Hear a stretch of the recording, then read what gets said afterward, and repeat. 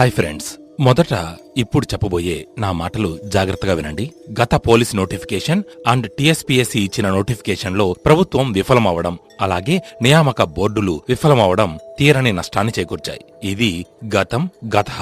ఇప్పుడు ఈ ప్రభుత్వం జాబ్ క్యాలెండర్ విడుదల చేసి ఒక అడుగు ధైర్యం చేసింది. ప్రతి ఏటా జాబ్ క్యాలెండర్ ఉంటుంది. అలాగే నోటిఫికేషన్లు ప్రతి ఏటా రావడం, పూర్తి అవడం సర్వసాధారణంగా జరిగిపోతాయి. ఇందులో మనం ఉద్యోగం సాధిస్తామా లేదా అని ఒక్కటి మాత్రమే లక్ష్యంగా ప్రిపరేషన్ కొనసాగాలి గాని విమర్శకులు కురిపించే మాటలకు ఆకర్షించబడకండి. పేద మధ్యతరగతి కుటుంబాల మిత్రులకు విన్నపం ఒకటే: ఉద్యమం ఒక ఉద్యోగం కోసం మాత్రమే.